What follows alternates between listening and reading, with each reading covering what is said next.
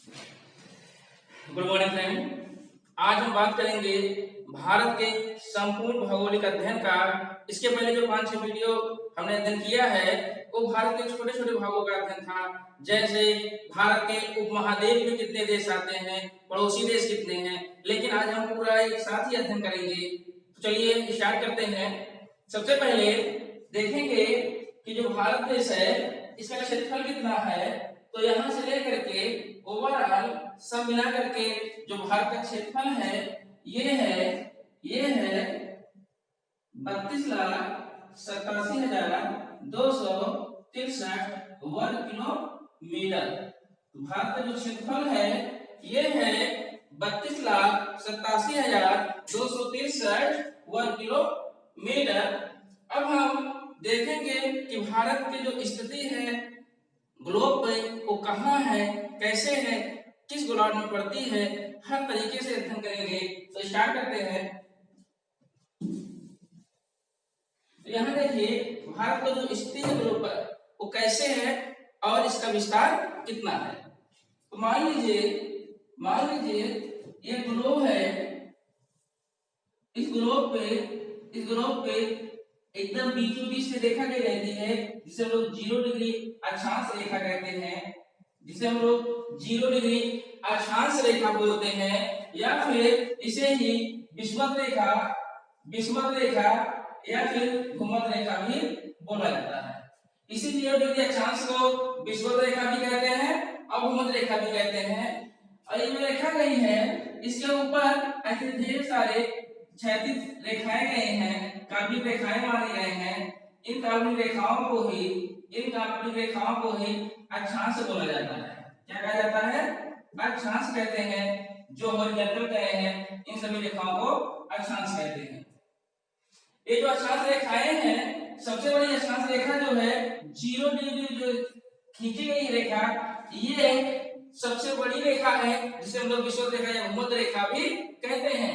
जैसे जैसे हम ध्रुवों पर जाएंगे वैसे वैसे ये रेखाएं छोटी होती जाएंगी। ध्रुवों पर तो इस रेखा के ऊपर साइड हो जाता है उत्तरी ध्रुव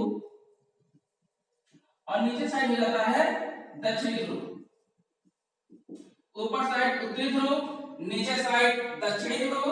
तो इस विषुवत रेखा के जो मध्य में है इसके ऊपर जो गोलार्ध बनता है, इतना आधा गोलार्ध, इसे कहते हैं उत्तरी गोलार्ध। ये इतना पोर्शन उत्तरी गोलार्ध कहलाता है। और इसके नीचे ये इतना पोर्शन जो है दक्षिणी गोलार्ध कहलाता है। ऊपर उत्तरी गोलार्ध हो गया, नीचे दक्षिणी गोलार्ध हो गया। ये जो अक्षांश रेखाएं हैं ये 0 डिग्री पे हैं और जैसे जैसे ये बढ़ती जाएंगी इधर ऊपर साइड, यहाँ 90 डिग्री और यहाँ भी 90 डिग्री। तो जैसे 1 डिग्री 2 डिग्री करते करते 4 डिग्री 10 15 20 50 करते ये 90 तक पहुंचती हैं। इसी प्रकार इधर भी 10 20 30 40 करते ये 90 तक आते हैं। तो कहने का मतलब है कि जो अक्षांश रेखाएं होती हैं वो प्रत्येक डिग्री पर खींची गई हैं। तो जब 90 डिग्री बन रहा है तो 1 डिग्री पे एक रेखा मानी जाए तो ऊपर साइड में मिला के 90 रेखाएं ऊपर हो जाएंगी और 90 रेखाएं नीचे हो जाएंगी। प्रत्येक डिग्री पे एक अक्षांश रेखा गई है, तो जब एक अक्षांश रेखा गई है प्रत्येक डिग्री पे तो कुल मिला के 90 डिग्री है, तो ऊपर 90 रेखाएं हो गई। सेम टू सेम दक्षिण गोलार्ध में जब जाएंगे इसमें भी प्रत्येक डिग्री पे एक रेखाएं गई है जिसे हम लोग कहते हैं अक्षांश रेखाएं। तो नीचे भी 90 अक्षांश रेखाएं हो जाएंगी, तो 90 90 हो जाएगा 180 प्लस ये जो बीच में रेखा 0 डिग्री गई है ये हो गई, टोटल हो गया 181। पूछा जाता है कि ग्लोब पर कुल कितनी अक्षांश रेखाएं हैं, आप बताएंगे 181। अगर पूछे उत्तरी गोलार्ध में कितनी अक्षांश रेखाएं हैं 90, दक्षिणी गोलार्ध में कितनी अक्षांश रेखाएं हैं 90, ओवरऑल में कितनी अक्षांश रेखाएं हैं 181। इन्हीं अक्षांश रेखाओं में हम बता दे रहे हैं कि अक्षांश रेखाओं पे जब 23.5 डिग्री उत्तरी अक्षांश में जाएंगे जो मेन रेखा गई रहती है इसे हम लोग कर्क रेखा कहते हैं। क्या कहते हैं? कर्क रेखा। और ये दक्षिणी गोलार्ध में 23.5 डिग्री पे जो रेखा गई रहती है इसे हम लोग मकर रेखा कहते हैं। ये जो कॉन्सेप्ट समझ लीजिए कर्क रेखा और मकर रेखा का। अगर पूछे कोई कर्क रेखा क्या होता है तो 23.5 डिग्री उत्तरी अक्षांश 23.5 डिग्री उत्तरी उत्तरी अक्षांश में जो रेखा गई रहती है उसे कहते हैं कर्क रेखा, और 23.5 डिग्री दक्षिणी अक्षांश में जो रेखा गई रहती है इसे हम कहते हैं मकर रेखा। तो 23.5 डिग्री उत्तरी अक्षांश रेखा को ही कर्क रेखा कहते हैं और 23.5 डिग्री दक्षिणी अक्षांश रेखा को ही मकर रेखा बोला जाता है। ये कर्क हो गया, मकर हो गया, ओवरऑल कुल 81 रेखाएं हो गई। अब देखिए ध्रुवों पर 90 का कोण बनता है, ओवरऑल कुल 81 रेखाएं हो गई। अब यही का कांसेप्ट समझिए, यही का कांसेप्ट समझिए कि जो भारत देश है ये स्थित कहां पे है, ये स्थित कहां पे है, जो भारत है, जो भारत है ये पड़ता है उत्तरी गोलार्ध में, उत्तरी गोलार्ध में। कैसे? क्योंकि जो विषुवत रेखा गई है इसी के ऊपर साइड उत्तरी गोलार्ध है, नीचे साइड दक्षिणी गोलार्ध है। तो भारत यहाँ पड़ता है, यहाँ पे ये इसकी पोजीशन है,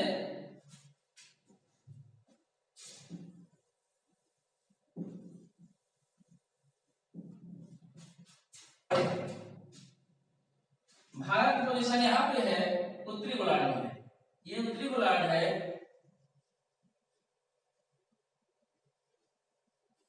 ये उत्तरी गोलार्ध है।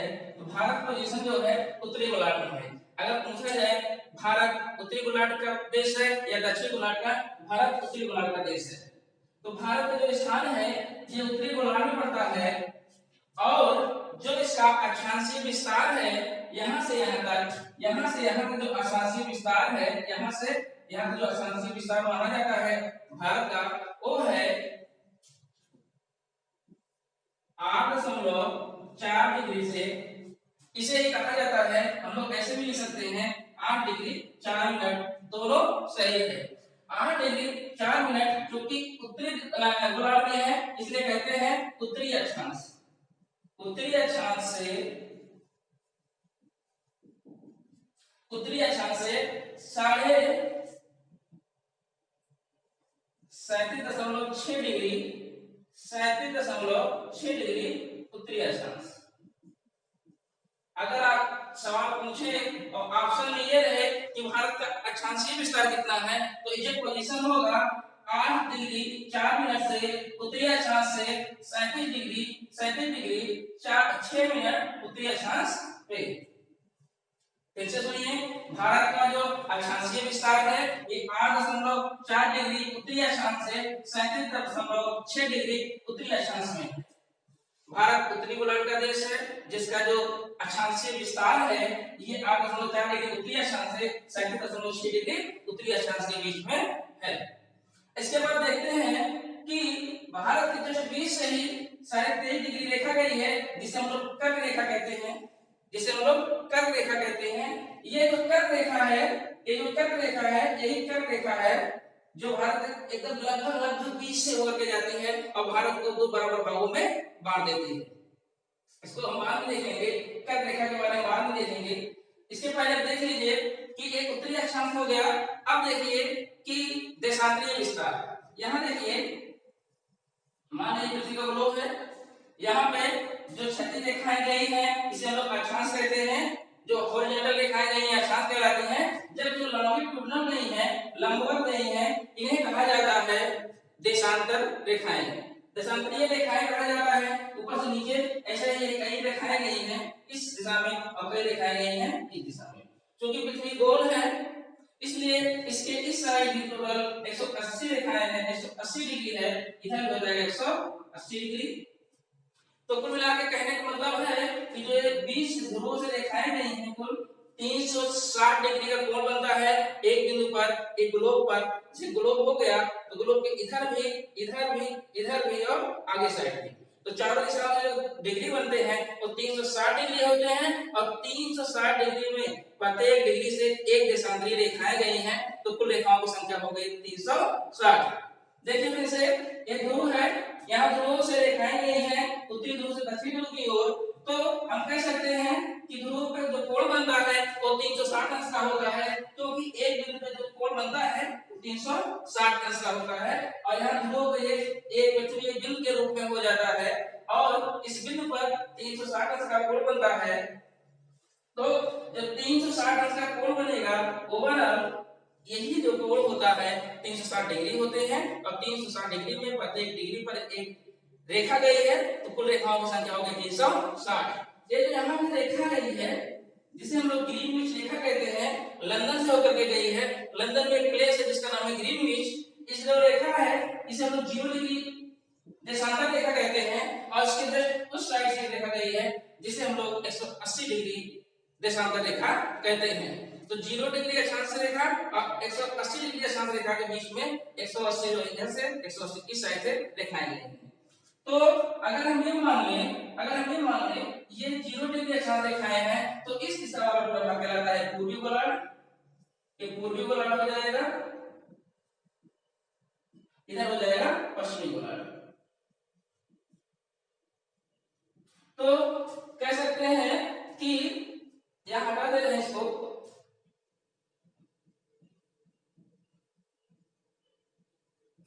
तो यहां देखिए अगर हम ये कहें कि ये देखिए यहां जो रेखा गई है इसके इस साइड पूर्वी गोलार्ध कहलाता है और इधर पश्चिमी गोलार्ध कहलाएगा। तो ये 0 डिग्री जो अक्षांश रेखा गई है इसके इस साइड पूर्वी गोलार्ध, इधर पश्चिमी गोलार्ध। तो ओवरऑल कुल रेखाएं कितनी हो गई 360 और प्रत्येक डिग्री पे जो कोण रेखा गई है 360 डिग्री का और 360 डिग्री में प्रत्येक डिग्री रेखा गई है, इससे इन रेखाओं की संख्या हो जाती है 360। तो अब देखिए ये पूर्वी गोलार्ध हो गया, ये हो गया पश्चिमी गोलार्ध। भारत जो है पूर्वी गोलार्ध का भाग है, पूर्वी गोलार्ध में स्थित है।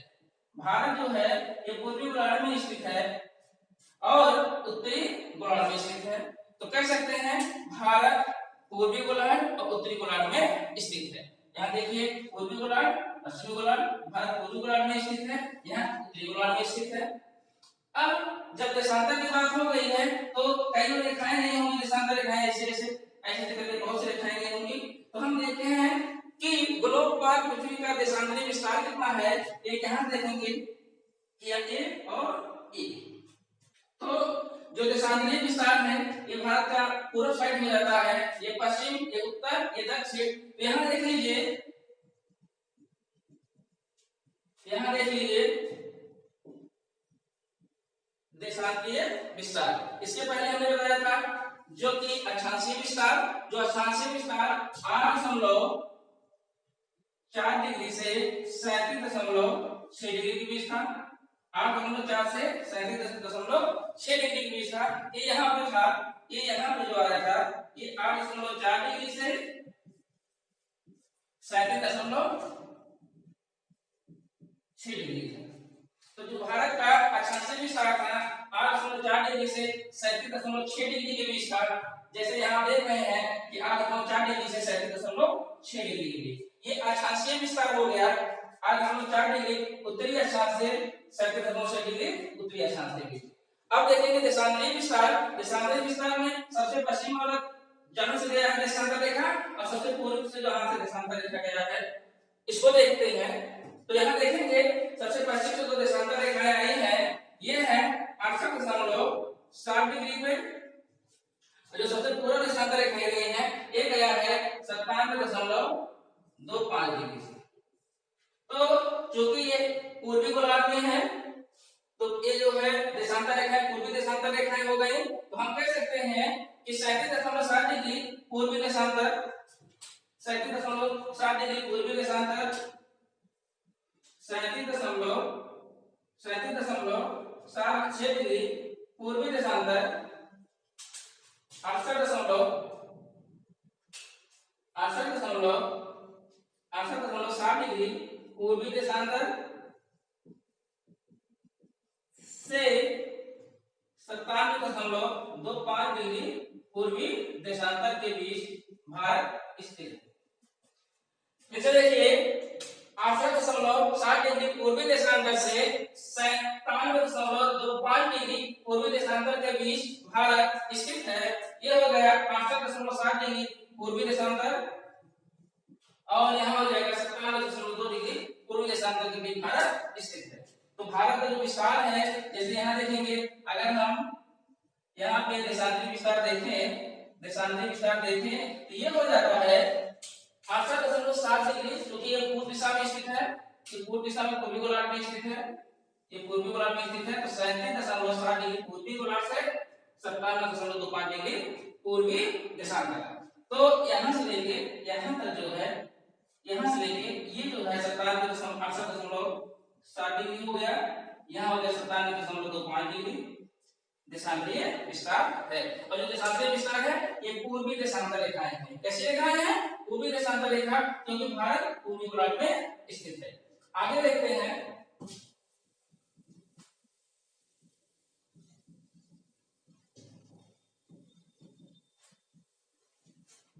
आगे देखते हैं। ये तो हो गया देशांतरीय विस्तार के बारे में। अब थोड़ा सा जान लेते हैं पृथ्वी के बारे में। पृथ्वी गति कैसे करती है, किस दिशा से किस दिशा के बीच गति करती है। यहाँ देखेंगे एक ग्लोब है, ये पूर्व साइड है, ये पश्चिम हो गया, ये उत्तर हो गया, ये दक्षिण हो गया। पृथ्वी हमेशा पश्चिम से पूर्व दिशा में गति करती है, पश्चिम से पूर्व दिशा में गति करती है। तो कहने का मतलब है जो पूर्वी गोलार्ध है ये पहले आएगा, यहाँ सूर्योदय पहले होगा। जो पश्चिमी गोलार्ध है यहाँ सूर्योदय बाद में होगा। कितने समय का अंतर होता है ये समय हम लोग डिसाइड कैसे करेंगे, थोड़ा सा इसके बारे में जान लेते हैं। आप देखेंगे कि यहाँ जो 0 डिग्री है, यहाँ से जो है उत्तरी ध्रुव से दक्षिण ध्रुव तक 360 डिग्री का कोण बनाता है। यहाँ पे 360 डिग्री का कोण बनेगा और प्रत्येक डिग्री पर एक रेखाएं गई हैं, तो कुल रेखाओं की संख्या हो गई 360। तो कहने का मतलब ये है यहाँ पे जो देशांतरीय रेखाएं हैं कुल वो 360 देशांतरीय रेखाएं हैं। और जब पृथ्वी एक राउंड पूरा करेगी तो 360 डिग्री जो 360 रेखाएं हैं देशांतरीय रेखाएं, इनको पूरा घूमेगी। कहने का मतलब ये है जब पश्चिम से पूर्व दिशा में गति करेगी जो 360 देशांतरीय रेखाएं हैं ये पूरी तरीके से घूम जाएंगी। तो अब यहाँ जान लीजिए पृथ्वी जो है एक चक्कर एक दिन में पूरा करती है, अर्थात 24 घंटे में पूरा करती है। अगर इसे मिनट में कन्वर्ट करें तो आएगा 1440 मिनट। और पृथ्वी पे जो अक्षांशीय देशांतरीय रेखाएं हैं वो है 360। फिर से ध्यान से सुनिए, जो देशांतरीय रेखाएं गई हैं ये 360 देशांतरीय रेखाएं हैं, ऐसे ऐसे करके 360 देशांतरीय रेखाएं हैं। पृथ्वी पश्चिम से पूर्व दिशा में गति करती है तो एक चक्कर को एक दिन में पूरा करती है, अर्थात 24 घंटे में पूरा करेगी। और इन 24 घंटे में अगर मिनट को कन्वर्ट करें तो हो जाएगा 1440 मिनट। तो यहाँ जब एक चक्कर पूरा करेगी, जब एक चक्कर पूरा करेगी तो मतलब ये 360 जो रेखाएं देशांतरीय रेखाएं हैं उनको घूमेगी। और जब इसको डिवाइड करेंगे इससे आएगा 4 मिनट। तो कहने का तात्पर्य यह है कि पृथ्वी जो है 1 डिग्री 4 मिनट में तय करती है। पृथ्वी 1 डिग्री 4 मिनट में तय करती है। जैसे यहाँ ढेर सारे देशांतरीय रेखाएं नहीं हो तो मान लीजिए इसके सीधे 1 डिग्री का कोण बन रहा है, तो 1 डिग्री को घूमने में पृथ्वी को 4 मिनट लगते हैं। ग्लोब पर पृथ्वी को 1 डिग्री घूमने में 4 मिनट लगते हैं। अब यहाँ देखिए जो भारत का पूर्वी देशांतर रेखा है 97.25 और पश्चिमी जो देशांतर रेखा है 68.7 के बीच जो डिफरेंस है 97 से अगर इसको घटाएंगे तो लगभग जाएगा जो है 3 देशांतरीय रेखाएं 97 में से 97 में से इसको घटा देंगे।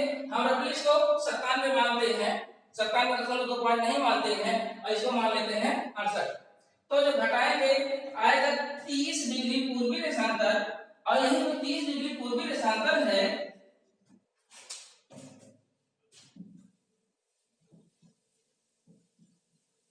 इसको हटा दे रहे हैं तभी क्लियर होगा। ध्यान दीजिए पृथ्वी 1 डिग्री जो है 4 मिनट में घूमती है, 1 डिग्री 4 मिनट में घूमती है। और जो भारत का पूर्वी और पश्चिमी विस्तार है उसका जो डिफरेंस है वो है 30 डिग्री का। 97 में से 68 घटाएंगे 30 डिग्री आएगा। अब इसमें देखेंगे कि अगर 1 डिग्री पृथ्वी को घूमने में 4 मिनट लगता है तो 30 डिग्री घूमने में कितना मिनट लगेगा? 30 को 4 से मल्टीप्लाई करेंगे आएगा 120 मिनट। 120 मिनट को घंटे पर नोट करेंगे आएगा 2 घंटा, आएगा 2 घंटा। तो कहने का मतलब ये है कि जो पूर्वी विस्तार है देशांतरी विस्तार और जो पश्चिमी देशांतरी विस्तार है, इसके बीच जो समय का अंतर होगा वो 2 घंटे का होगा। कहने का तात्पर्य यहाँ पे अगर अरुणाचल प्रदेश में सुबह के 5 बज रहे हैं तो उसी समय यहाँ पे गुजरात के सबसे पश्चिमी छोर पर 7 बजेंगे। अगर यहाँ सुबह के 5 बज रहे हैं तो यहाँ पे 7 बजेंगे, क्योंकि ये जो रहेगा हमेशा 2 घंटा पीछे रहेगा। अगर यहाँ 5 बजेगा सुबह के, ये 2 घंटा पीछे हो जाएगा, तब 3 बजेगा। अगर यहाँ कह दें सूर्योदय सबसे पहले कहाँ होगा, अरुणाचल प्रदेश में होगा, तब 2 घंटे बाद गुजरात में होगा। अगर हम ये कहें कि यहाँ पे 8 बज रहा है तो यहाँ पे 6 बजेंगे, 2 घंटा पीछे कर दीजिए। अगर हम कहें यहाँ पे 9 बजेगा तो यहाँ पे 2 घंटे पीछे हो जाएगा, 7 बजेगा। तो आप ये जान लीजिए कि जो पूर्वी भाग है भारत का, अरुणाचल प्रदेश के 2 घंटे समय से आगे रहेगा, जो यहाँ पश्चिमी छोर है भारत के। तो ये 2 घंटा अरुणाचल प्रदेश में समय जो है 2 घंटा आगे रहेगा या 2 घंटा पीछे रहेगा। तो इससे सबको समस्याएं आएंगी कि घड़ी में कितना समय हो रहा है, कितना नहीं हो रहा है। इसको हटाने के लिए, क्लियर करने के लिए इन दोनों के बीच ये रेखाएं खींची गई हैं 97.2 से इनके बीच में जाइए, इसको घटाते बढ़ाते जाइए और इसको घटाते जाएंगे तो दोनों के बीच में 82.5 डिग्री पड़ेगा। यही 82.5 डिग्री ही भारत का मानक समय है, जिसे इंडियन स्टैंडर्ड टाइम कहते हैं। तो ये जो 82.5 डिग्री देशांतर रेखाएं खींची गई हैं, ये इसका और इसका हाफ कर दिया गया है। दोनों को जोड़ के हाफ कर देंगे तो ये जो है 82.5 डिग्री आएगा, मतलब इसको घटाते जाएंगे और इसको बढ़ाते जाएंगे तो दोनों 82.5 डिग्री पे मिलेंगे। तो जो 82.5 डिग्री रेखा निर्धारित की गई है, ये केवल समय को एक रूपता लाने के लिए डिसाइड किया गया है कि यहाँ पे जो समय होगा ये पूरे भारत का समय हो, चाहे यहाँ पे कोई व्यक्ति रहे, चाहे यहाँ पे कहीं भी रहे, सब जगह केवल एक समय रहेगा। और ये समय जो है यही 82.5 डिग्री जो पूर्वी देशांतर रेखा है, 82.5 डिग्री एक पूर्वी देशांतर रेखा जो है यही समय निर्धारण है और इसे ही कहा जाता है भारतीय मानक समय, इंडियन स्टैंडर्ड टाइम। तो जो भारतीय मानक समय रेखा है 82.5 डिग्री, यही है भारतीय मानक समय रेखा और इसी से पूरे भारत के समय का निर्धारण किया जाता है। यहाँ पे जो समय होगा वही पूरे भारत में होगा। तो जो 82.5 डिग्री देशांतर रेखाएं हैं पूर्वी, ये भारत के कितने राज्यों से होकर जाती है, तो जवाब मिलेगा भारत के 5 राज्य से होकर के जाती है। एक बार देख लीजिए, भारत के 5 राज्य से होकर जाएगी। यहाँ पर इसकी उत्तर प्रदेश, यूपी, जैसे कि यहाँ पर नैनी है, उत्तर प्रदेश के नैनी से होकर जाती है, एकदम नैनी जस्ट ऊपर से जाती है, तो उत्तर प्रदेश का नैनी, फिर यहाँ हो जाता है मध्य प्रदेश, एमपी, फिर यहाँ हो जाता है छत्तीसगढ़, फिर यहाँ हो जाता है ओडिशा, फिर यहाँ हो जाता है आंध्र प्रदेश। यहाँ से देखेंगे इतना जो उत्तर प्रदेश, मध्य प्रदेश, छत्तीसगढ़, ओडिशा और इतना थोड़ा सा ये आंध्र प्रदेश होकर के जाती है। तो जो भारतीय मानक समय है ये भारत के 5 राज्यों से होकर के जाती है, उत्तर प्रदेश, मध्य प्रदेश, छत्तीसगढ़, ओडिशा और आंध्र प्रदेश। इसके बाद देखेंगे कि आखिर जो समय है ये 2 घंटा आगे है अरुणाचल प्रदेश गुजरात के समय से। अब थोड़ा सा देख लीजिए आखिर विश्व में जो समय है भारत का वो कितने घंटा आगे है और कैसे आगे है। तो जैसे हमने कहा कि पृथ्वी को 1 डिग्री घूमने में 4 मिनट का समय लगता है, पृथ्वी को 1 डिग्री घूमने में 4 मिनट का समय लगता है। इसी प्रकार देखेंगे कि जो ग्लोब पर भारत का जो है देशांतरी विस्तार है ये 82.5 डिग्री है, 82.5 डिग्री है। और अगर जो रेखा का निर्धारण किया जाता है ये 0 डिग्री ग्रीनविच रेखा से किया गया है, जो कि लंदन में है।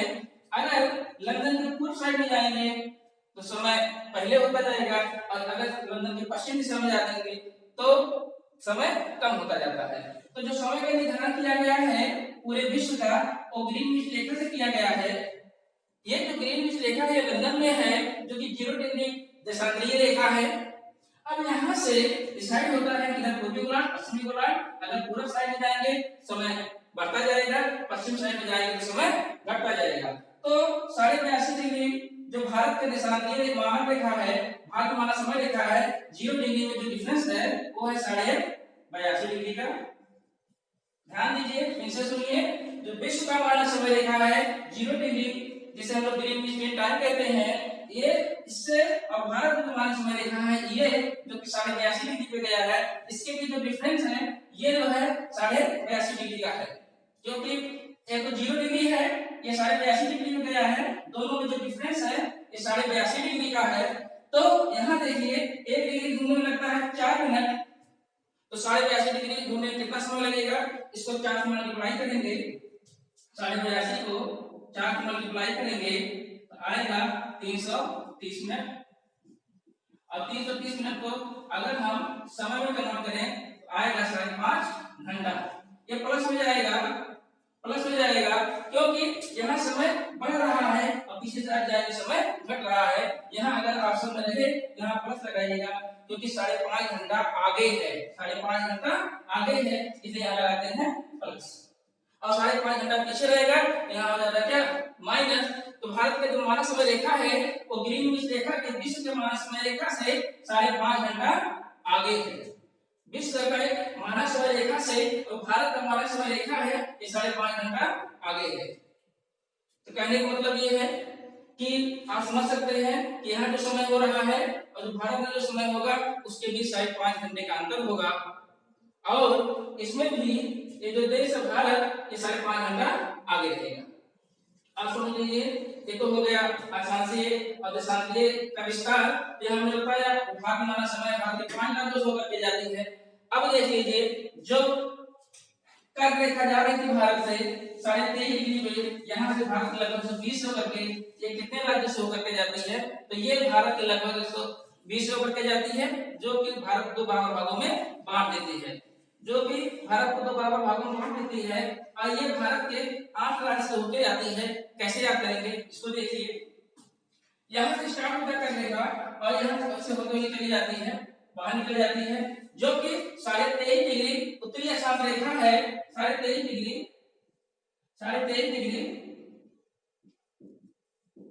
उत्तरी अक्षांश रेखा है। 23.5 डिग्री उत्तरी अक्षांश रेखा वो ही कर्क रेखा कहते हैं, जो कि भारत में लगभग 20 होकर के जाती है और भारत को 2 बराबर भागों में बांट देती है। एकदम एग्जैक्ट नहीं, लगभग 2 बराबर भागों में बांट देती है। तो ये जो कर्क रेखा है ये भारत के 8 राज्यों से होकर के जाता है, 8 राज्य से होकर के जाता है। कौन कौन से राज्य हैं, यहाँ से स्टार्ट करिए। पहले हो जाएगा गुजरात, ये है गुजरात, इसके बाद है राजस्थान, यहाँ से राजस्थान, फिर मध्य प्रदेश, इसके बाद जा रहा है छत्तीसगढ़, यहाँ देखिए छत्तीसगढ़, फिर झारखंड,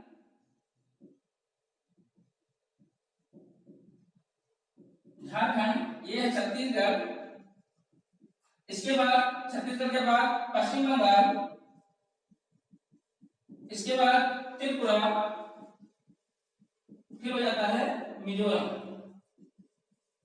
तो यहाँ देखेंगे भारत कितने राज्य हो गए, गुजरात 1, राजस्थान 2, एमपी 3 और एमपी के बाद छत्तीसगढ़ 4, झारखंड हो गया 5, पश्चिम बंगाल 6, त्रिपुरा 7, मिजोरम 8। तो जो कर्क रेखा है ये भारत के लगभग 20 होकर के जाती है और भारत को 2 बराबर हिस्सों में बांटती है और भारत के 8 राज्यों से होकर के जाती है। यहाँ से आप ध्यान देखेंगे आपको समझ में आ जाएगा। याद करने जो ट्रिक हमने बताया था इसके पहले वाली वीडियो में बता दिए हैं। मित्र पर गमछा झार, मित्र का मतलब हो गया, मी का मतलब हो गया मिजोरम, त्री का मतलब हो गया त्रिपुरा, मिजोरम त्रिपुरा, मित्र पर पास हो गया पश्चिम बंगाल और रा से हो गया राजस्थान, मित्र पर गमछा, गा से हो गया गुजरात, मा से हो गया मध्य प्रदेश, छा से हो गया छत्तीसगढ़, मित्र पर गमछा, झा से हो गया झारखंड। तो इस प्रकार इस ट्रिक के माध्यम से हम लोग याद कर सकते हैं कि जो कर्क रेखा गया है भारत के 8 राज्यों से करके वो किन किन राज्यों से गया है। कभी सवाल यही पूछ लेता है कि कर्क रेखा भारत के कितने राज्यों से होकर गया है, तो आपका जवाब होगा 8। और ये बहुत ज्यादा पूछा जाता है किन किन राज्यों से करके जाता है, इसको ध्यान दीजिएगा। यहाँ पर 3 सवाल और पूछे जाते हैं, उसको ध्यान से सुनिए। कर्क रेखा से संबंधित पहला सवाल होता है कि कर्क रेखा भारत के किस राज्य की राजधानी से होकर जाती है, उसी के जस्ट ऊपर से गई है, तो हो जाएगा झारखंड की राजधानी रांची, जिसके ऊपर से जस्ट कर्क रेखा गई है, तो केवल एकमात्र यही राजधानी है रांची जिससे ऊपर से होकर के कर्क रेखा गया है। और दो राज्यों की राजधानी है जिनसे पास से होकर के जाती है, जैसे एक हो गया गुजरात का गांधीनगर और मध्य प्रदेश का भोपाल, इसके ऊपर से नहीं गई है लेकिन समीप से होकर के गुजरी है। तो दो राज्य हैं, गुजरात का गांधीनगर राजधानी और मध्य प्रदेश का भोपाल जो राजधानी है, ये लगभग थोड़ा समीप में पड़ते हैं, पास में पड़ते हैं कर्क रेखा के। और जो रांची है ये जो है एकदम ऊपर पड़ता है इसे कर्क रेखा के। तो इतना हो गया कर्क रेखा। और हमने बताया भारत मानक समय रेखा, अक्षांशीय देशांतरीय विस्तार कैसे है, कितना समय का अंतर होता है, विश्व के मानक समय से भारत का मानक समय कितना अंतर है, और अरुणाचल प्रदेश और गुजरात में कितने समय का अंतर होता है। अब बात कर लेते हैं थोड़ा सा स्थलीय सीमा और जलीय सीमा की, कि भारत में जो स्थलीय सीमा है वो कितना है, जलीय सीमा है वो कितना है।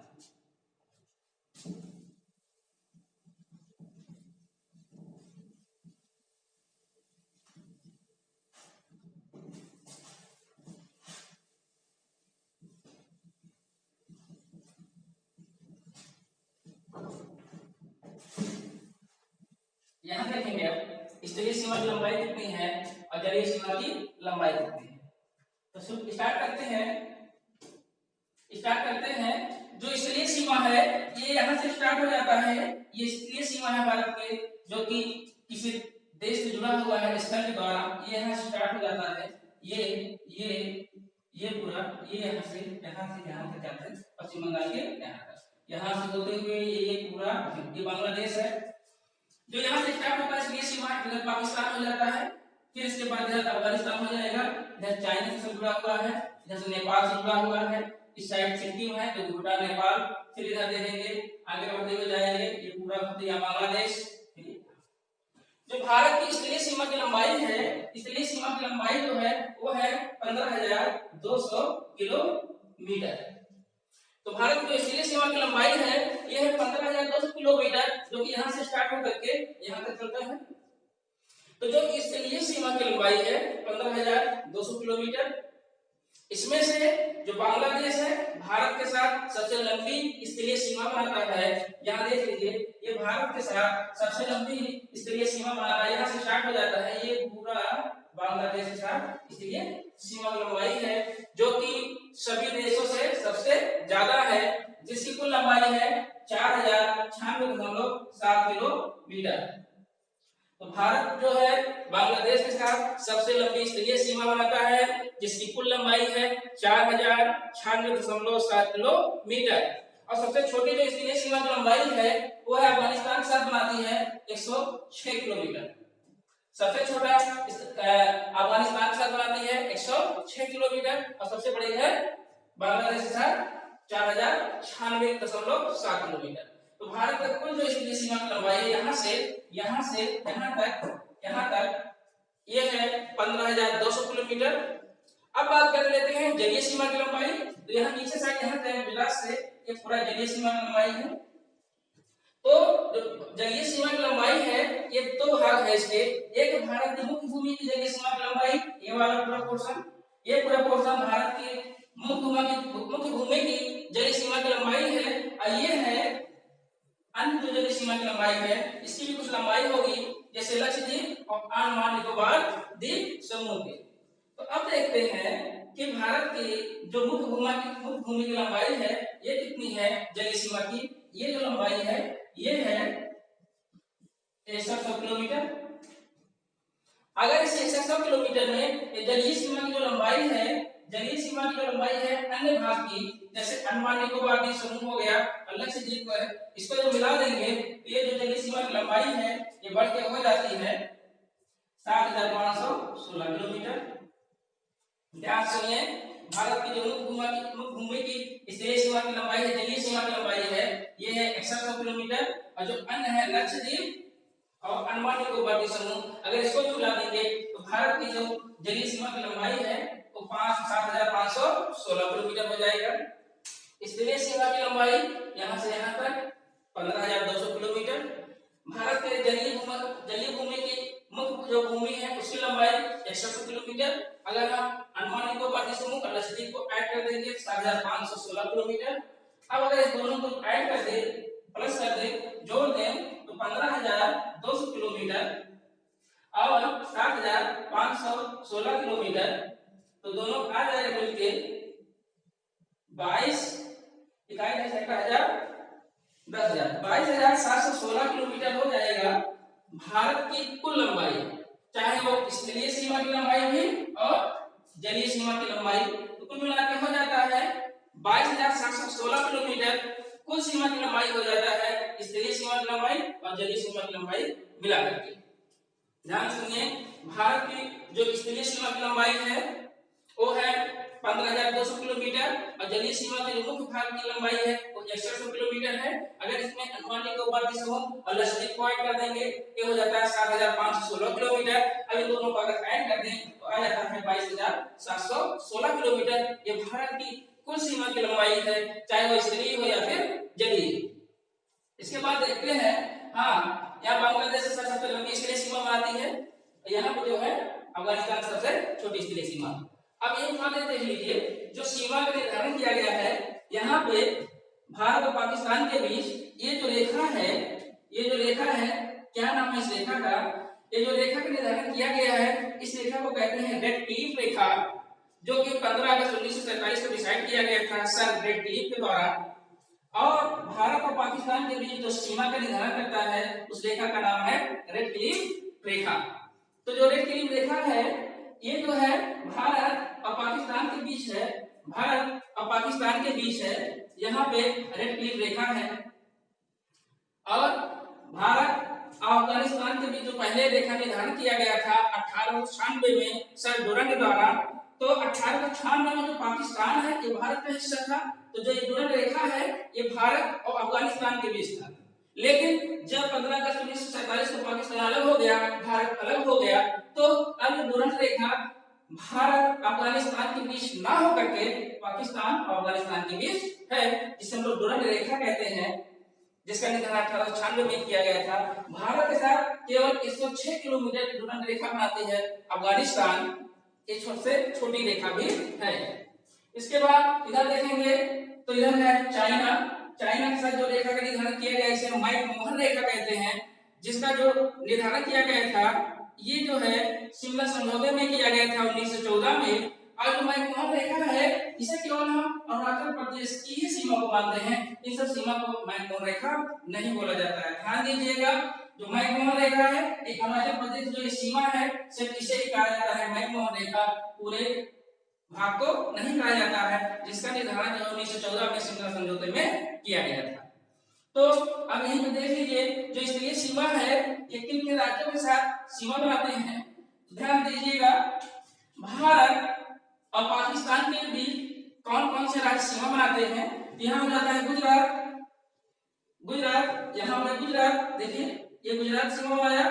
इसके बाद यहाँ से यहाँ तक हो जाता है राजस्थान, राजस्थान सीमा बना रहा है। इसके बाद यहाँ हो जाता है पंजाब। तो 3 राज्य हैं, गुजरात, राजस्थान, पंजाब, 3 राज्य सीमा बनाते हैं। इसके बाद यहाँ से देखेंगे तो ये जो पहले जम्मू कश्मीर था, अभी जम्मू कश्मीर ना हो करके 2 यूनियन टेरिटरी में डिवाइड कर दिया गया है, तो केंद्र शासित प्रदेश में बढ़ गया है। एक है जम्मू कश्मीर, दूसरा है लद्दाख। तो जम्मू कश्मीर भी पाकिस्तान के साथ सीमा बनाता है और लद्दाख भी पाकिस्तान के साथ सीमा बनाता है। तो कह सकते हैं 3 राज्य हैं, 3 राज्य हैं और 2 यूनियन टेरिटरी हैं, केंद्र शासित प्रदेश है। राज्य हो गए गुजरात, राजस्थान, पंजाब और यूनियन टेरिटरी हो गए जम्मू कश्मीर और लद्दाख।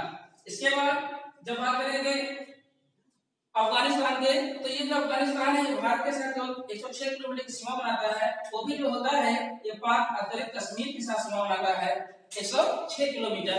तो कह सकते हैं भारत और पाकिस्तान अफगानिस्तान की जो सीमा है इसे हम कहते हैं डुरंड रेखा। अब देखिए चाइना और भारत के बीच जो कौन कौन से राज्य हैं जो सीमा बनाते हैं, यहाँ पे लद्दाख सीमा बना रहा है अफगानिस्तान के साथ। यहाँ पे जो है ये हो जाता है लद्दाख, यहाँ हो जाता है हिमाचल प्रदेश, ये हो जाता है उत्तराखंड, 1 2 3 यहाँ जाता है सिक्किम, यहाँ जाता है अरुणाचल प्रदेश, अरुणाचल प्रदेश। तो 5 राज्य हैं जो चाइना के साथ सीमा बनाते हैं। एक हो गया लद्दाख जो कि यूनियन टेरिटरी है, दूसरा हो जाएगा हिमाचल प्रदेश, उत्तराखंड, सिक्किम और अरुणाचल प्रदेश। 5 राज्य हैं जो चाइना के साथ सीमा बनाते हैं। तो 4 राज्य हो गए, एक यूनियन टेरिटरी हो गया लद्दाख, और इसमें जो सीमा है उसे मैकमोहन रेखा कहते हैं। आगे देखेंगे नेपाल के साथ कितने राज्य सीमा बनाते हैं। पहले हो गया उत्तराखंड, यहाँ से यहाँ तक पहला, दूसरा हो गया यूपी, नेपाल से सीमा बना रहा है। इसके बाद बिहार, 3 राज्य हो गए। यहाँ देखेंगे पश्चिम बंगाल है, ये भी हिस्सा जो है इतना नेपाल से सीमा बनाता है। इसके बाद हो जाता है सिक्किम। तो कुल मिलाकर 5 राज्य हो गए, उत्तराखंड, यूपी, बिहार, पश्चिम बंगाल और सिक्किम जो नेपाल के साथ सीमा बनाते हैं। आगे भूटान की बात करेंगे। भूटान के साथ इधर देखेंगे सिक्किम एक राज्य, फिर यहाँ पश्चिम बंगाल जो है यहाँ तक गया है। तो इतनी दूर जो सीमा बनाता है भूटान के साथ सीमा बनाता है, 2 राज्य हो गए। इसके बाद ये असम है, ये असम है, असम भी इतनी दूर सीमा बना रहा है।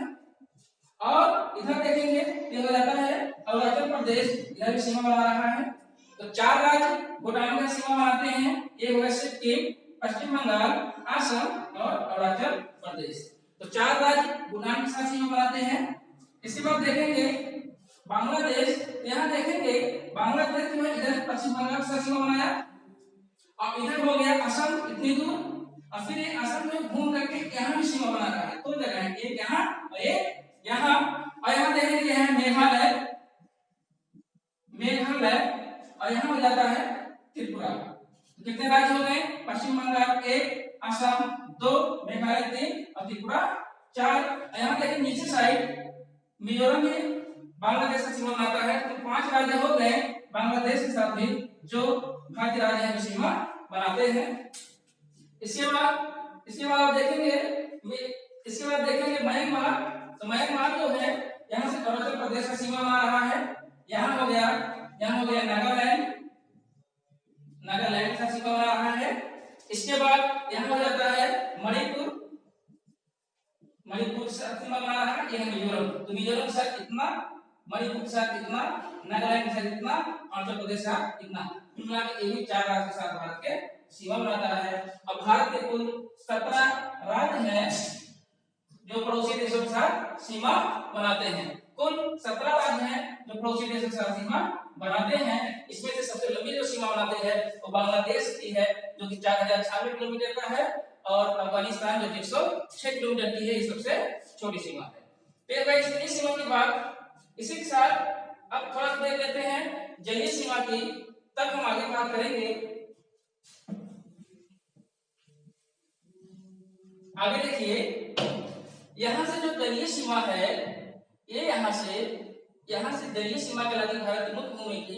तो इसकी जो है कौन कौन से राज्य हैं पूछा जाता है। ये तो बंगाल की खाड़ी है, ये अरब सागर है, ये हिंद महासागर है।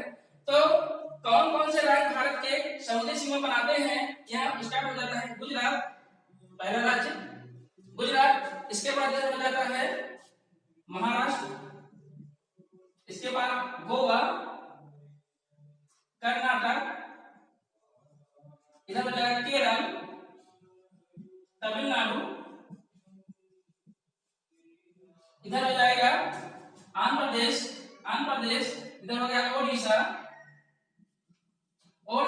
इधर हो जाता पश्चिम बंगाल।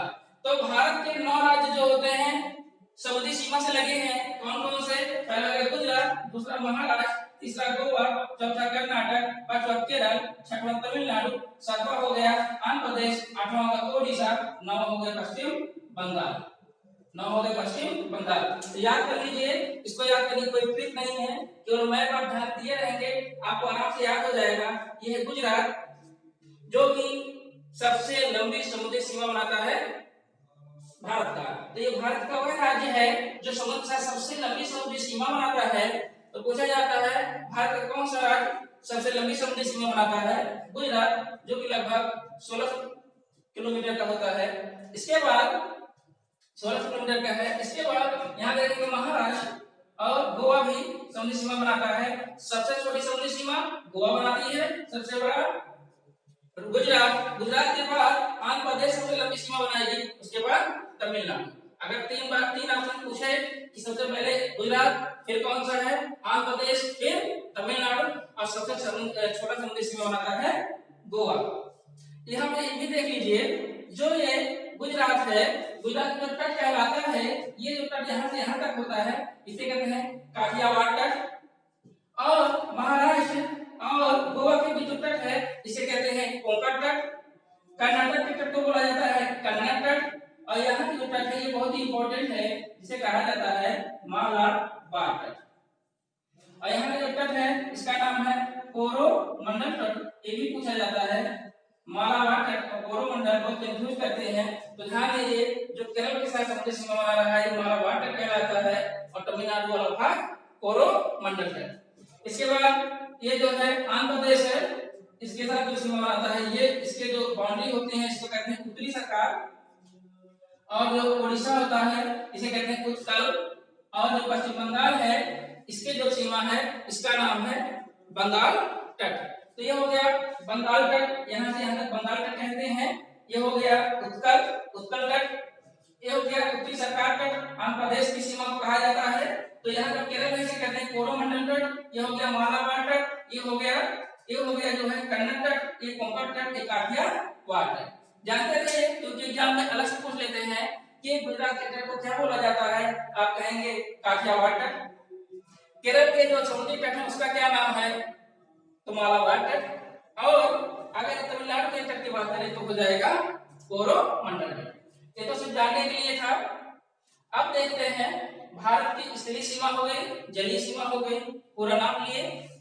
अब थोड़ा सा जान लेते हैं कि जो भारत है, ये विश्व में कितना बड़ा है, कितना छोटा है, जनसंख्या की दृष्टि से भी और क्षेत्रफल की दृष्टि से। भारत का विश्व में स्थान है, भारत का जो है विश्व में अगर 100% भूमि मान के चलें, इसमें से जो है 2.42% भूमि ही भारत को प्राप्त है। भारत देश सभी देशों में 7वां स्थान रखता है। भारत का क्षेत्रफल की दृष्टि से 7वां स्थान है, क्षेत्रफल में भारत विश्व में 7वां स्थान है। तो इसके पहले भी 6 देश होंगे, वो कौन कौन से हैं, और जनसंख्या की दृष्टि से भारत का विश्व में दूसरा स्थान है। और कौन कौन से देश है जो जनसंख्या में है, तो पहले देखते हैं क्षेत्रफल में भारत का जो है पूरे विश्व का 2.42% भूमि प्राप्त है, जबकि पूरे विश्व की जो जनसंख्या है, कुल जनसंख्या का 17.5% जनसंख्या जो है भारत में निवास करती है। अगर टोटल 100 लोग मान चले, तो उसमें 17.5 लोग जो है भारत में रहते हैं, जबकि पूरे विश्व की जो भूमि है, वो भारत को 2.42% के प्राप्त है। तो यहाँ देखते हैं, भारत जो देश है, इसका विश्व में सभी देशों में 7वां स्थान है। तो सबसे बड़ा देश कौन सा है, सबसे बड़ा देश है, यहाँ लिख दे रहे हैं, सबसे बड़ा देश जो है क्षेत्रफल में देश, तो सबसे बड़ा देश है रूस, जिसका क्षेत्रफल सबसे ज्यादा है। सबसे बड़ा देश क्षेत्रफल की दृष्टि से रूस है।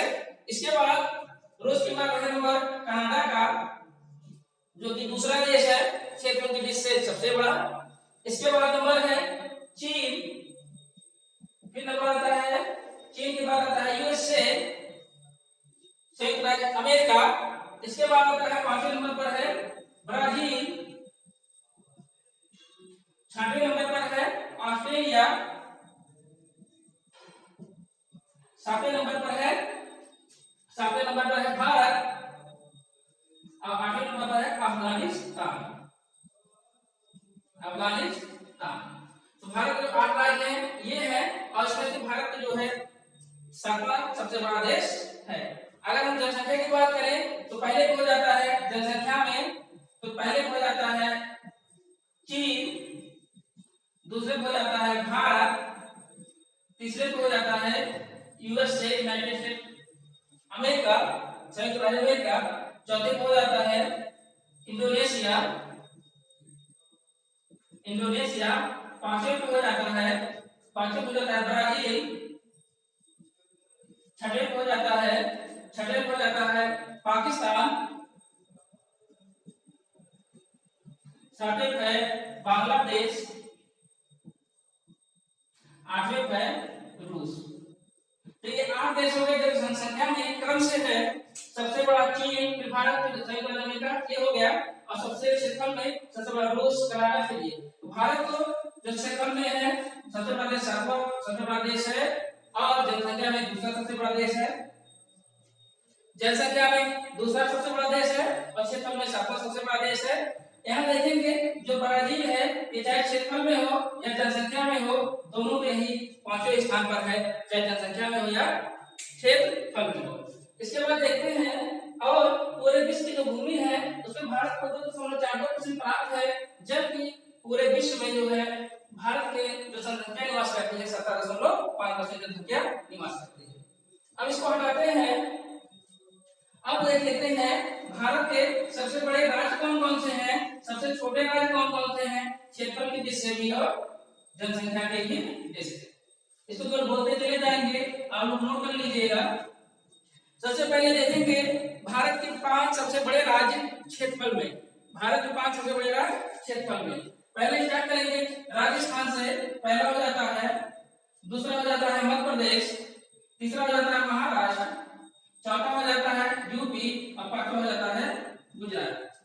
तो 5 राज्य हैं जो कि क्षेत्रफल में भारत के सबसे बड़े राज्य हैं। इसमें जो है पहला राज्य हो जाता है राजस्थान, दूसरा राज्य है मध्य प्रदेश, महाराष्ट्र, यूपी और गुजरात, क्रम से है। इसके बाद देखिए 5 राज्य क्षेत्रफल में जो सबसे छोटे हैं, क्षेत्रफल की बात कर रहे हैं, ध्यान दीजिएगा। सबसे छोटा राज्य जो है भारत के क्षेत्रफल में है गोवा पहले नंबर पर, दूसरे नंबर पर है सिक्किम, सिक्किम क्षेत्रफल में सबसे छोटा है दूसरे नंबर पर, तीसरे नंबर पर है त्रिपुरा जो कि क्षेत्रफल में सबसे छोटा है, चौथे नंबर पर हो जाता है नागालैंड और पांचवें हो जाता है मिजोरम। ये 5 राज्य हैं जो कि क्षेत्रफल में भारत के सबसे छोटे राज्य हैं। पहला है गोवा, दूसरा है त्रिपुरा, सिक्किम, तीसरा है त्रिपुरा, चौथा है नागालैंड और पांचवा है मिजोरम। अब बात कर लेते हैं जनसंख्या की, कि जनसंख्या की दृष्टि से भारत के 5 सबसे बड़े राज्य और 5 सबसे छोटे राज्य। तो जनसंख्या में पहले नंबर पर है यूपी, पहले नंबर पर है यूपी, जनसंख्या में पहले नंबर पर यूपी, दूसरे पर है महाराष्ट्र, तीसरे में है बिहार, चौथे पे है पश्चिम बंगाल और पांचवें पे है आंध्र प्रदेश। तो 5 राज्य हो गए जनसंख्या की दृष्टि से भारत के 5 सबसे बड़े राज्य। पहला है यूपी, दूसरा है महाराष्ट्र, तीसरा है बिहार, चौथा है पश्चिम बंगाल और पांचवा है आंध्र प्रदेश। अब देखिए 5 सबसे छोटे राज्य जनसंख्या में, तो पहला राज्य हो जाता है सिक्किम, दूसरा हो जाता है मिजोरम, तीसरा हो जाता है अरुणाचल प्रदेश, चौथा हो जाता है गोवा और पांचवा हो जाता है नागालैंड। इनसे ध्यान से सुनिए, भारत के 5 सबसे छोटे राज्य जनसंख्या में, पहले पे सिक्किम, दूसरे पे मिजोरम, तीसरे पे अरुणाचल प्रदेश, चौथे पे गोवा और पांचवे पे नागालैंड। तो यहाँ 4 क्वेश्चन सबसे इंपॉर्टेंट है। पहला, क्षेत्रफल की दृष्टि से भारत का सबसे बड़ा राज्य राजस्थान, क्षेत्रफल की दृष्टि से भारत का सबसे छोटा राज्य गोवा, जनसंख्या की दृष्टि से भारत का सबसे बड़ा राज्य यूपी और जनसंख्या की दृष्टि से भारत का सबसे छोटा राज्य सिक्किम। इतना तैयार हो गया और हम जान लिए हैं भारत के लगभग पूरे भाग में। अब देख लेते हैं भारत के पड़ोसी देश कौन से हैं और भारत को उपमहाद्वीप क्यों कहा जाता है। भारत के पड़ोसी देश सिंपल है, पाकिस्तान है, अफगानिस्तान है, चीन है, नेपाल है, भूटान है, म्यांमार है और बांग्लादेश है। ध्यान दीजिएगा यहाँ पे मालदीव भी है और श्रीलंका भी है, इसको पड़ोसी देश नहीं मानते हैं क्योंकि भारत है स्तरीय सीमा नहीं बनाते हैं। गलती से कभी भी श्रीलंका और मालदीव नहीं लिखा जाता। अगर पूछे भारत के 2 जलीय सीमा क्षेत्र वाले कौन से राज्य तटीय देश कौन से हैं, तो श्रीलंका, मालदीव होगा। अगर पूछे भारत के पड़ोसी राज्य देश कौन से हैं, तो पाकिस्तान, अफगानिस्तान, चीन, नेपाल, भूटान, बांग्लादेश और म्यांमार, जो कि भारत के साथ डायरेक्ट सीमा बनाते हैं। कौन कौन से राज्य सीमा बनाते हैं म्यांमार के साथ, इसको मैंने बता दिया। अब देखते हैं भारत को उपमहाद्वीप क्यों कहा जाता है और भारत को एक प्रायद्वीप क्यों कहा जाता है। ध्यान दीजिएगा, अगर कोई स्थल है छोटा सा, इसके चारों ओर जल हो, इसे कहते हैं द्वीप। क्या कहते हैं? द्वीप। अगर ये स्थल बहुत बड़ा हो जाए और उसके चारों ओर जल हो, उसे कहते हैं महाद्वीप। अगर स्थल बहुत बड़ा हो जाए और उसके चारों ओर द्वीप हो, उसे कहते हैं महाद्वीप। स्थल छोटा हो, चारों ओर जल हो, द्वीप कहलाता है। स्थल बहुत बड़ा हो, उसके चारों ओर जल हो, उसे महाद्वीप कहते हैं। जो स्थल बहुत बड़ा होता है वो महाद्वीप कहलाता है, जिसके चारों ओर लगभग लगभग सागर पाए जाते हैं, जैसे एशिया महाद्वीप, अमेरिका महाद्वीप, यूरोप। और अगर छोटा है तो उसे द्वीप कहते हैं, जैसे अंडमान निकोबार के समूह छोटे छोटे हैं, चारों ओर जल पाया जाता है। एग्जाम्पल के रूप में लक्षद्वीप भी है, अंडमान निकोबार के समूह भी है। जबकि महाद्वीप की बात करेंगे, बहुत बड़ा स्थल होगा जिसके चारों ओर जल होंगे, इसे कहा जाता है महाद्वीप, जैसे एशिया महाद्वीप, यूरोप महाद्वीप, ऑस्ट्रेलिया महाद्वीप और अन्य महाद्वीप।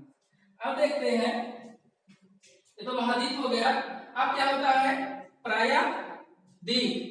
प्रायद्वीप किसे कहते हैं? ऐसा भूखंड जिसके तीन ओर तो जल हो, इधर भी जल, इधर भी जल, इधर भी जल, लेकिन एक तरफ स्थल हो, ऐसे भूखंड को कहते हैं प्रायद्वीप। तो भारत एक प्रायद्वीप है। क्यों? क्योंकि ये देखेंगे इसलिए पूरा भाग जो भारत भूमि है, जो समुद्री सीमा बनाती है, तो इधर भी जल से, इधर भी जल से, इधर भी जल से घिरी है, इसलिए भारत एक प्रायद्वीप देश है। अब जानते हैं भारत को उपमहाद्वीप क्यों कहा जाता है। बहुत ही इंपॉर्टेंट है जानने के लिए, समझने के लिए कि भारत को उपमहाद्वीप क्यों कहते हैं। तो स्टार्ट करते हैं कि भारत को उपमहाद्वीप क्यों कहा जाता है। ध्यान दीजिएगा, अगर हम इस दिशा में बात करें तो यहाँ से स्टार्ट हो जाता है पाकिस्तान के पीछे से हिंदुकुश पर्वत, जो कि यहाँ तक आता है। ध्यान दीजिएगा, हिंदुकुश पर्वत। प्रायद्वीप उपमहाद्वीप ऐसे देश को कहते हैं जो कि चारों तरफ से एक प्राकृतिक सीमा के द्वारा अलग होते हैं। अगर बहुत बड़ा है तो महाद्वीप, उसका छोटा भाग है तो उपमहाद्वीप, जैसे राष्ट्रपति, उपराष्ट्रपति सेम है, लेकिन उपमहाद्वीप की कंडीशन होती है कि वो चारों तरफ से एक प्राकृतिक सीमा के द्वारा, भौतिक सीमा के द्वारा अलग होता हो। तो यहाँ पे जो है पाकिस्तान के पीछे देखेंगे, यहाँ से हिंदुकुश पर्वत जो है एक प्राकृतिक सीमा बनाता है। और जैसे इधर आएंगे, यहाँ पे क्या है, इधर स्टार्ट हो जाता है हिमालय पर्वत, जो कि चाइना से अलग करता है, चाइना वाला को हटा देता है, यहाँ से प्राकृतिक सीमा हो गया। इसके बाद यहाँ स्टार्ट हो जाता है अरायामाकोमा श्रेणी पहाड़ियां। तो अरायामाकोमा पहाड़ियां स्टार्ट हो जाती है, जो कि इधर से इस देश को जो है यहाँ से अलग करती है। ऐसे देखिए, यहाँ हिंदुकुश पर्वत, फिर यहाँ हिमालय पर्वत स्टार्ट हो जाता है, फिर नीचे से आएंगे अरायामाकोमा पहाड़ियां, और नीचे से फिर एक प्राकृतिक सीमा है जिसका नाम है हिंद महासागर, इंडियन ओशियन। तो इंडियन ओशियन जो है ये भारत को अलग कर रहा है नीचे से, यहाँ से हो गया अरायामाकोमा अलग कर दिया, यहाँ से हो गया हिमालय पर्वत, और यहाँ से हो गया हिंदुकुश पर्वत। तो जो प्राकृतिक सीमा है उसके अंदर जो देश आएंगे, केवल हम उन्हें ही भारत के उपमहाद्वीप में शामिल करेंगे। जैसे हिंदुकुश पर्वत यहाँ बनाया तो अफगानिस्तान बाहर हो गया, अफगानिस्तान को हम भारतीय उपमहाद्वीप में शामिल नहीं करेंगे। इधर हो गया हिमालय पर्वत यहाँ से होकर जा रहा है तो चाइना भी बाहर, क्योंकि ये प्राकृतिक सीमा के द्वारा क्या हो गया, अलग हो गया। इसके बाद यहाँ से देखिए अरायामाकोमा पहाड़ियां बना दे रही है, तो म्यांमार भी बाहर। बहुत कंफ्यूज करता है कि भारत उपमहाद्वीप में शामिल कौन कौन से देश हैं। ध्यान दीजिएगा, 3 देश शामिल नहीं है, एक है म्यांमार, एक है चाइना, अगला है अफगानिस्तान। ऐसा क्यों? क्योंकि जो प्राकृतिक सीमा का निर्धारण है बना है, इसमें म्यांमार बाहर हो गया, चाइना भी और अफगानिस्तान भी। अब देखते हैं कि भारत के उपमहाद्वीप में कौन कौन से देश आते हैं। पहले हो गएगा, लिख लीजिए पाकिस्तान, उसके बाद नेपाल, 2 हो गया, 7 देश आते हैं 2।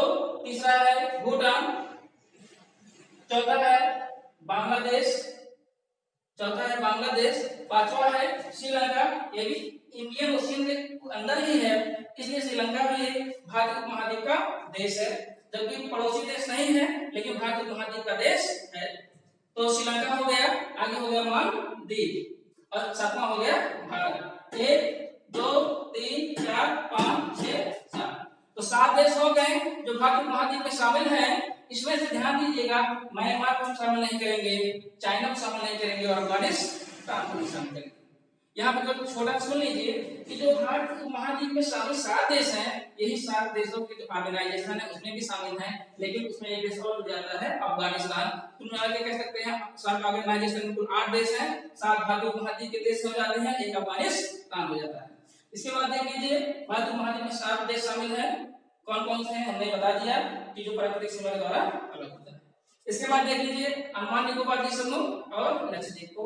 अंडमान निकोबार द्वीप समूह बंगाल की खाड़ी में एक द्वीप है जिसका निर्माण जो हुआ है हिमालय पर्वत के अरावली पहाड़ियों के जो बंगाल की खाड़ी है उसमें धंस के उभरने से जो है इस द्वीप का निर्माण हुआ है। तो कह सकते हैं जो द्वीप बना है ये हिमालय पर्वत से ही बना है जो कि यहाँ जाके धंस जा रहा है बंगाल की खाड़ी में। और कई द्वीप का निर्माण करता है। सबसे ऊपर द्वीप का नाम है कोको। ये जो द्वीप है ये म्यांमार के अंडर में है, इस पे म्यांमार का अधिकार है। इसके बाद जो स्टार्ट हो जाता है तो 247 देश इसको और लक्षद्वीप को मिला करके, लेकिन जो अंडमान निकोबार द्वीप समूह में है वो 204 द्वीप हैं। इन द्वीपों में जो है सबसे ऊपर हो जाता है उत्तरी अंडमान, मध्य अंडमान, दक्षिणी अंडमान और लिटिल अंडमान। उत्तरी अंडमान में एक जो है सबसे बड़ी चोटी है जिसको कहते हैं सैंडल पीक चोटी, और मध्य अंडमान में है जो कि सबसे बड़ा है। जो 204 द्वीप है अंडमान निकोबार द्वीप समूह में सबसे बड़ा जो द्वीप है वो है मध्य अंडमान। इसके नीचे आएंगे दक्षिण में तो दक्षिण अंडमान पड़ेगा। ये दक्षिण अंडमान पे जो है अंडमान निकोबार द्वीप समूह की जो राजधानी है पोर्ट ब्लेयर वो स्थित है। इसके बाद लिटिल अंडमान, यहाँ देखेंगे कि 4 द्वीप हो गए अंडमान निकोबार द्वीप समूह के। ध्यान दीजिएगा ये तीनों पूछे जाते हैं। उत्तरी अंडमान सबसे बड़ी चोटी है सैंडल पीक, मध्य अंडमान पूरे अंडमान निकोबार द्वीप समूह की सबसे बड़ा द्वीप है, और दक्षिण अंडमान पर ही अंडमान निकोबार द्वीप समूह की राजधानी है जिसे कहते हैं पोर्ट ब्लेयर। इसके बाद लिटिल अंडमान है और नीचे फिर आएंगे निकोबार होगा। निकोबार में 2 मुख्य द्वीप हैं, एक है कार निकोबार, दूसरा है ग्रेट निकोबार। तो कार निकोबार और लिटिल अंडमान के बीच में जो रेखा गई है ये 10 डिग्री चैनल है। 10 डिग्री चैनल है। पूछा जाता है अंडमान निकोबार द्वीप समूह के बीच कितने डिग्री का चैनल गया है, वो 10 डिग्री चैनल है। या फिर ऐसे पूछता है कि 10 डिग्री चैनल किन दो द्वीपों को अलग करता है, अंडमान को और निकोबार को अलग करता है 10 डिग्री चैनल। इसके बाद देखेंगे कि अगर एग्जैक्ट आंसर जानना चाहें तो 10 डिग्री चैनल जो है लिटिल अंडमान और कार निकोबार को अलग करता है।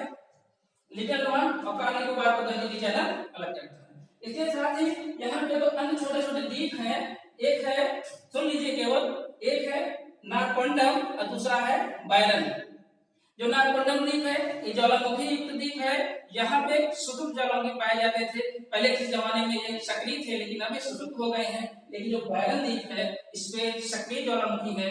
तो पूछा जाता है भारत का कौन सा द्वीप है जहाँ सक्रिय ज्वालामुखी है, तो आंसर होगा अंडमान निकोबार द्वीप समूह का एक द्वीप है जिसका नाम है बायरन द्वीप, जहाँ पर सक्रिय ज्वालामुखी है। तो इसका जो निर्माण हुआ है ये हिमालय पर्वत से हुआ है। अब आगे देख लेते हैं। हाँ, ग्रेट निकोबार द्वीप समूह के भारत का जो सबसे दक्षिणी सिरा है इंदिरा पॉइंट ये स्थित है। तो यहाँ थोड़ा डिफरेंस डालिए। जो भारत की मुख्य भूमि है ये 8.4 डिग्री पे है, लेकिन जब इंदिरा पॉइंट की बात करें ये आएगा 6.4 डिग्री पे, लगभग 2 डिग्री नीचे जाता है। इसलिए कहा जाता है कि भारत का सबसे दक्षिणी बिंदु इंदिरा पॉइंट है, इसे पी विलियम पॉइंट भी कहते हैं। और भारत की मुख्य भूमि का पूछा जाए सबसे दक्षिण सिरा कौन सा है तो रामेश्वरम हो जाएगा, क्योंकि भारत की मुख्य भूमि भी होगा। अगर पूछे भारत का सबसे दक्षिण सिरा ये हो जाएगा इंदिरा पॉइंट। अगर ये सबसे दक्षिण सिरा इंदिरा पॉइंट है तो सबसे उत्तरी सिरा का क्या नाम है जो कि जम्मू कश्मीर में है, इसका नाम है इंदिरा काल। सबसे उत्तरी सिरा इंदिरा काल जम्मू कश्मीर में है। सबसे दक्षिण सिरा इंदिरा पॉइंट जो कि सबसे दक्षिण सिरा है। अगर मुख्य भूमि की सबसे दक्षिण सिरा की बात करेंगे तो रामेश्वरम हो जाएगा सबसे दक्षिणी भाग की भूमि। अगर सबसे पूर्वी भाग की बात करें तो सबसे पूर्व में कौन सा राज्य सबसे पूर्वी है, यहाँ पे अरुणाचल प्रदेश है जिसके एक स्थान है उसका नाम है वालांगू, या इसे ही कहा जाता है तिब्बती या वालांगू भारत का सबसे पूर्वी भाग है। और सबसे पश्चिमी बात की करेंगे, सबसे पश्चिमी भाग की तो गुजरात में स्थित है जिसे कहते हैं सरक्री, या फिर इसे ही कहा जाता है गौर माता। सरक्री या गौर माता को सबसे पश्चिमी भाग है और सबसे पूर्वी भाग है वालांगू जो कि अरुणाचल प्रदेश में है, इसे तिब्बती भी कहा जाता था। सबसे दक्षिणी भाग इंदिरा पॉइंट जो कि ग्रेट निकोबार पे है, ध्यान दीजिएगा इंदिरा पॉइंट ग्रेट निकोबार पे है। और सबसे उत्तरी भाग हो जाएगा इंदिरा काल जो कि जम्मू कश्मीर में है। तो यह है पूरे देश के बारे में, भारत के बारे में। इसमें देख लीजिए कुछ छूट रहा हो तो उसको भी बता दें, लेकिन एक नजर डाल लेते हैं कि भारत की राजधानी का नाम नई दिल्ली है। भारत में वर्तमान में 28 राज्य हैं। और 8 केंद्र शासित प्रदेश है। इसको केवल एक नजर सुनेंगे, देखेंगे और जानेंगे और कुछ करेंगे नहीं। तो देख लीजिए, पहले हो जाता है हिमाचल प्रदेश जिसकी राजधानी शिमला, यहाँ पे पंजाब, चंडीगढ़, हरियाणा, इसकी राजधानी चंडीगढ़ यहाँ पे है। उत्तराखंड राजधानी इसका देहरादून, उत्तर प्रदेश लखनऊ, यहाँ जाइए राजस्थान राजधानी जयपुर, यहाँ एमपी राजधानी भोपाल, गुजरात राजधानी गांधीनगर, यहाँ है महाराष्ट्र इसकी राजधानी मुंबई सबसे किनारे पे है, गोवा राजधानी पणजी, कर्नाटक बेंगलुरु, यहाँ केरल तिरुवनंतपुरम, तमिलनाडु चेन्नई किनारे साइड में है। और आंध्र प्रदेश की जो राजधानी है वो 3 राजधानी है। एक है पहले नंबर पे हो जाएगा विशाखापट्टनम जो कि कार्यकारी राजधानी है, दूसरा है अमरावती जो कि विधायी राजधानी है, तीसरा है कुर्नूल जो कि न्यायिक राजधानी है। लेकिन यहाँ बात करेंगे सिर्फ अमरावती की। इसके बाद आप कह सकते हैं कि आंध्र प्रदेश की राजधानी अमरावती और तेलंगाना जिसकी राजधानी हैदराबाद, ओडिशा जिसकी राजधानी भुवनेश्वर, छत्तीसगढ़ जिसकी राजधानी रायपुर, यहाँ पर झारखंड जिसकी राजधानी रांची, यहाँ स्थित है पश्चिम बंगाल जिसकी राजधानी कोलकाता, बिहार जिसकी राजधानी पटना और यहाँ पर सिक्किम जिसकी राजधानी गंगटोक। इसके इधर पूरा भारत के 7 पूर्वी राज्य हैं, उसको एक नजर में देख लेते हैं। ये है असम, दिसपुर राजधानी, मेघालय शिलांग, यहाँ पे त्रिपुरा अगरतला, ये त्रिपुरा है इतना पोर्शन अगरतला, ये मिजोरम है गंगटोक, मणिपुर है इम्फाल, नागालैंड कोहिमा, अरुणाचल प्रदेश ईटानगर। तो कुल मिलाकर कह सकते हैं कि भारत के जो है ये 7 पूर्वी राज्य हो गए और यहाँ हो गए पूरा देश। 7 केंद्र शासित प्रदेश कौन कौन से हैं? पहले में है जम्मू एंड कश्मीर, दूसरे पे लद्दाख, तीसरा हो जाता है चंडीगढ़, 3 हो गया, चौथा हो जाता है दिल्ली जिसकी राजधानी नई दिल्ली है और भारत की राजधानी भी नई दिल्ली है। 1 2 3 4 पांचवा हो जाता है यहाँ पे ध्यान दीजिएगा दादर नगर हवेली है, दमन द्वीप है, दोनों द्वीप को मिला दिया गया है 26 जनवरी 2020 को और दोनों द्वीप का एक नाम हो गया है दादर नगर हवेली, दमन द्वीप को 26 जनवरी 2020 को मिला दिया गया है। तो कुल मिला के ये दोनों जो केंद्र शासित प्रदेश पहले थे अब मिलकर एक केंद्र शासित प्रदेश हो गए हैं जिसका जो है नाम है दादर नगर हवेली और दमन द्वीप जिसकी राजधानी दमन है। इसके बाद हम विचार करते हैं पुडुचेरी की, यहाँ पे है पुडुचेरी, चेन्नई में पुडुचेरी। तो ये हो गए 5, ये हो गया 6, 7वां हो जाता है अंडमान निकोबार द्वीप समूह, 8वां हो जाता है लक्षद्वीप। ये हमारे हो गए 8 केंद्र शासित प्रदेश। इसमें से जो जम्मू कश्मीर है इसकी राजधानी श्रीनगर है, जबकि शीतकालीन राजधानी जम्मू है, लद्दाख की राजधानी लेह है, चंडीगढ़ की राजधानी चंडीगढ़ है, दिल्ली की राजधानी नई दिल्ली है और दादर नगर हवेली दमन और दीव की राजधानी दमन हो गया। यहाँ पे पुडुचेरी की राजधानी पुडुचेरी ही है, अंडमान निकोबार के समूह की राजधानी पोर्ट ब्लेयर है और लक्षद्वीप की राजधानी कवरत्ती है। इसको बताना भूल गए थे, देख लीजिए लक्षद्वीप को भी। लक्षद्वीप के बारे में जो सबसे इंपॉर्टेंट है वो है कि यहाँ पे 43 द्वीप हैं, उसमें से जो है इन द्वीपों का जो निर्माण होता है ये पूछा जाता है क्योंकि यहाँ पे जो द्वीप हुए हैं ये हिमालय पर्वत के वलय के द्वारा हुए हैं, हिमालय पर्वत से निर्माण हुआ है। लेकिन जो लक्षद्वीप है इसका जो निर्माण हुआ है ये प्रवाल भित्तियों से होता है, एक प्रकार के नुआजीव होते हैं जो कैल्शियम कार्बोनेट को अपने अंदर अवशोषित करते रहते हैं और बाद में मरते जाते हैं, एक पत्थरों का रूप धारण कर लेता है। इस प्रकार इन द्वीपों का निर्माण हुआ है। तो लक्षद्वीप के जो द्वीप है उनका निर्माण हुआ है प्रवाल भित्तियों से। तो लक्षद्वीप में 43 देश है, इसकी राजधानी कवरत्ती है।